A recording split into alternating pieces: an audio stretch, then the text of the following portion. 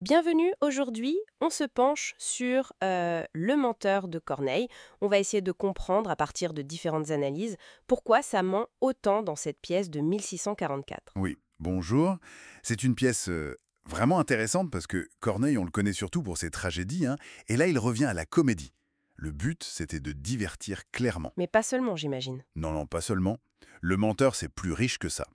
Le personnage principal, Dorante, il débarque de Poitiers et il utilise le mensonge comme un outil, en fait. Un outil pour se faire une place à Paris, pour séduire. Ah oui, et quel outil. C'est vrai que le comique vient tout de suite de ces inventions verbales qui sont complètement folles. Tout à fait. Je pense au récit du festin sur l'eau, là.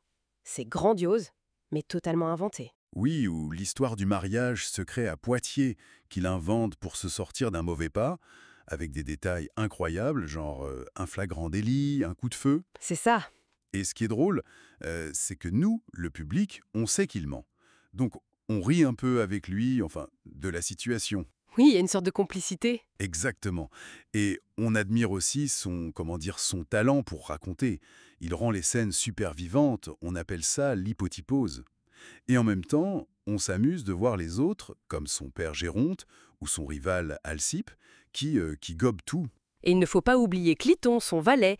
Ses réactions sont géniales. Il est tout le temps dépassé, il lance des apartés, des commentaires pour lui ou pour nous. Ah oui, Cliston? Du genre que diable va-t-il compter? Ou alors il essaie de le raisonner. Savez-vous bien, monsieur, que vous extravaguez? C'est drôle de le voir, parfois un peu crédule, parfois ironique.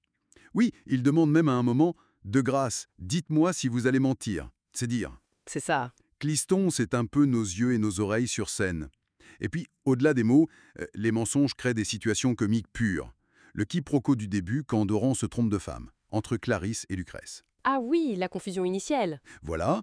Et après, ça s'empile. Un mensonge en appelle un autre, ça crée un imbroglio, un sac de nœuds pas possible. Et ça accélère le rythme, ça rend les scènes vraiment très dynamiques, très drôles. D'accord. Donc le mensonge, c'est le moteur comique principal. Mais est-ce que ça nous dit autre chose? Qu'est-ce qu'on apprend au fond? Justement, c'est là que ça devient plus profond. Ces mensonges, en fait, ils agissent comme des révélateurs. Ils montrent par exemple la jalousie d'Alcippe, son obsession de l'honneur. Hmm.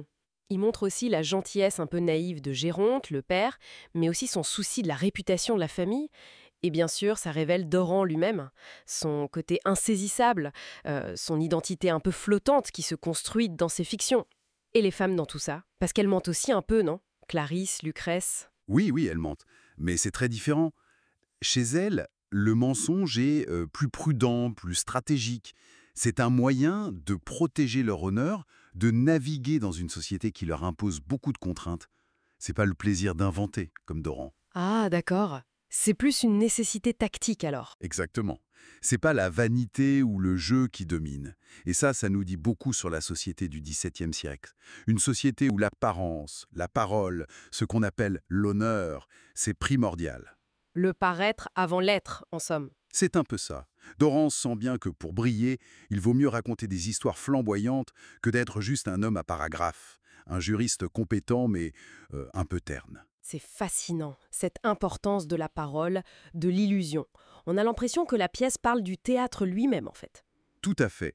C'est ce qu'on appelle la dimension métathéâtrale. Doran, il agit comme un auteur. Il invente des scénarios comme un metteur en scène, il manipule un peu les autres, et comme un acteur, il joue des rôles. Le militaire, l'amoureux, le fils. Et Cliton serait le spectateur. Oui, Cliton représente un peu les réactions possibles du public. Surpris, sceptique, parfois admiratif malgré lui.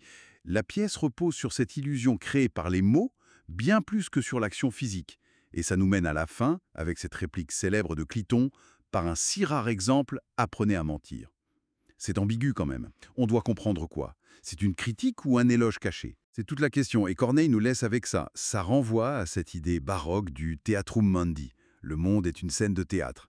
Pour Dorante, mentir c'est devenu une coutume, une seconde nature. La frontière entre le vrai et le faux est complètement brouillée. Donc, si on essaie de résumer dans Le Menteur, le mensonge, c'est pas juste pour faire rire, c'est une clé pour comprendre les personnages, une critique de la société de l'apparence, et aussi une sorte de célébration du pouvoir des mots, de l'illusion, du théâtre, quoi. C'est exactement ça. Et ça nous laisse avec une question finalement assez actuelle. Jusqu'à quel point est-ce que cette façon de se raconter, de modeler sa propre histoire, parfois en s'arrangeant avec la vérité, façonne nos vies et nos relations aujourd'hui? Oui, ça invite à réfléchir à la place de la fiction, de nos propres narrations, dans le monde réel, bien au-delà de la scène.